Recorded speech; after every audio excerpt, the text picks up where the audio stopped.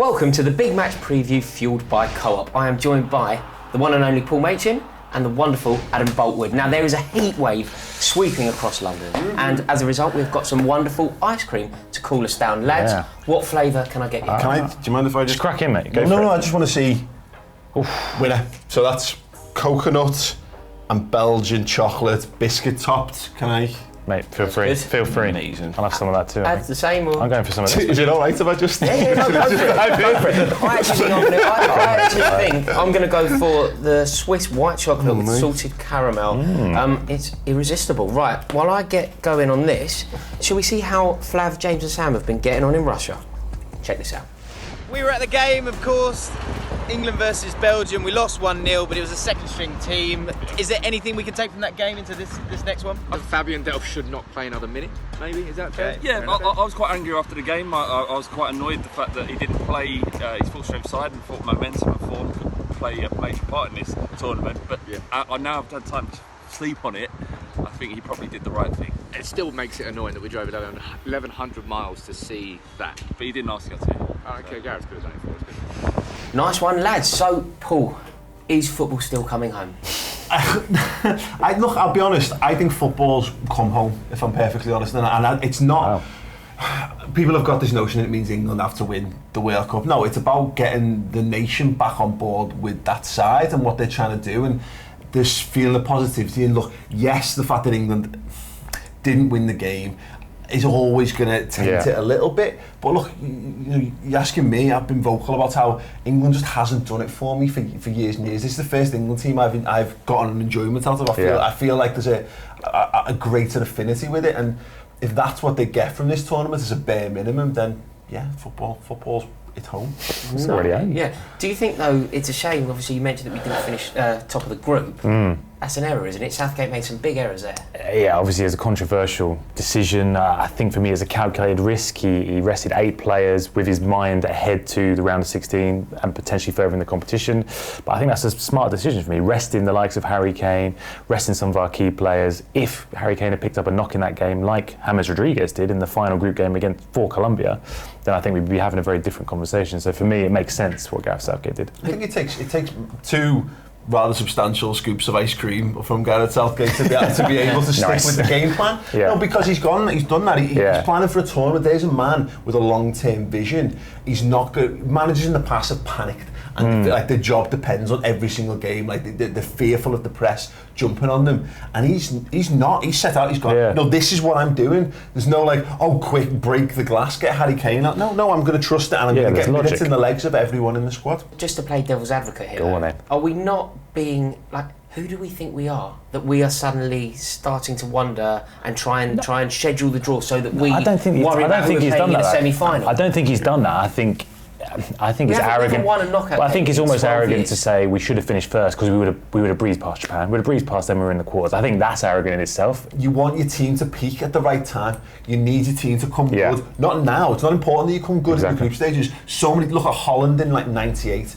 They burned brightly but shortly. You want to be able to get to the quarters, and that's when your team needs to really kick into high gear. Yeah, I don't even think he's thinking that far ahead though. He's just thinking, I need to rest players for this game coming up in the round of 16. He's done it. I think it's a smart decision. So do you think we'll see a load of changes now ahead of this game against Colombia? No, I think we're going to see him revert back to that team we saw against Tunisia. I think it's pretty much going to be the exact same lineup. Probably Henderson in midfield alongside Lingard, potentially Ali as well coming back. He's obviously missed the last 2 games of injury. I'd like to see him back in the team. Potentially for me as well, Danny Rose instead of Ashley Young. I know he didn't have the best game against Belgium, but I'd rather see him there. Though, isn't it? Yeah, I'd rather see him there. The on that side is so valuable, I think the biggest debate is actually in midfield. I think it's, do you partner Jordan Henderson with Eric Dyer to counter what Colombia have to offer, or do you allow other players, other more attacking players to feature in the team and trust Jordan Henderson to marshal the back line on his own? I think it all depends on if James Rodriguez is fit. In that game against Senegal, he came off after 30 minutes. It's a recurrence of a calf injury he's had. If he does start, if he is fit in time for this match, I think Dyer and Henderson alongside each other in midfield is a solid option.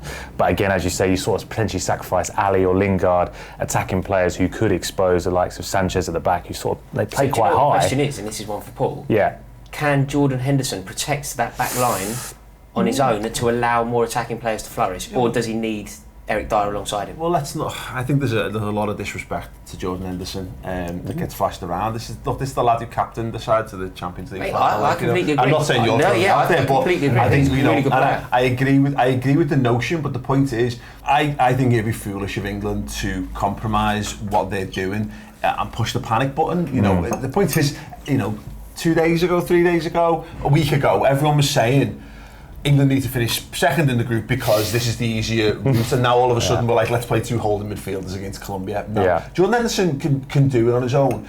It's about making sure that everyone fits within the system, and I don't think England need to push the panic button. I think they should stick to the strengths of what they do, and that is to make sure that the attack is supported. Let Colombia worry about them. So that means that if we allow Jordan Henderson to do the protection on his own, it will go Lingard, Ali, Sterling, Kane. Now that is exciting, isn't it? That is full of goals. It is. I think Colombia leave space behind the defence as well. Davinson Sanchez, who's been fantastic for Spurs this season, as good as he is, he likes to push high. There will be space behind them. So if you've got runners from midfield like Lingard, like Ali, I think there's a lot to take advantage of there. I think England just do need to be conscious defensively. If James Rodriguez does play, he's the heartbeat of that side.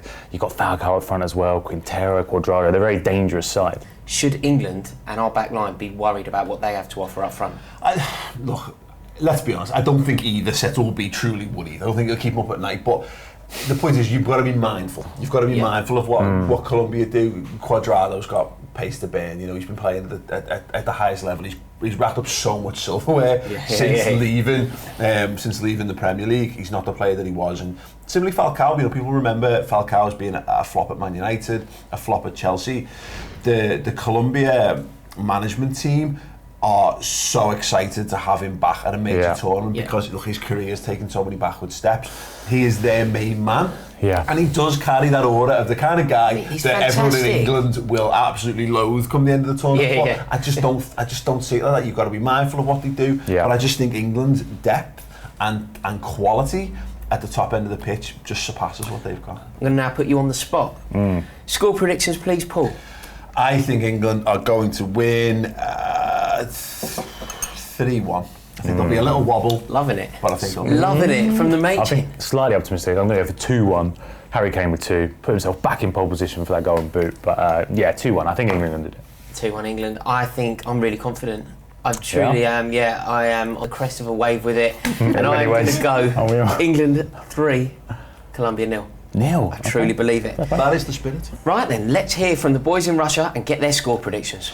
Right, heading into the Colombia game, a huge game for England, and one that it's just such a huge opportunity. If we can get over this hill, then we've got a really exciting run, at least to the semi-finals, if not the final, if not winning it and bringing it home. But we've got to win this game first. Predictions, boys. Flav? I think a very tight, very nervy 2-1 win to England. Kane? Oh, Kane, please. Kane, obviously. Say? I think it's going to be 1-1 full time and 2-1 to England in extra time. Won't go penalties, but we're going to get that extra time goal. I'm going penalties. I think we're going to win it on penalties, and I think it's going to just wash away all those scars, guys. Don't worry about it. It's going to be brilliant. Any predictions, fine, as long as we get through, and we will do. Don't worry. Thank you very much to the boys in Russia.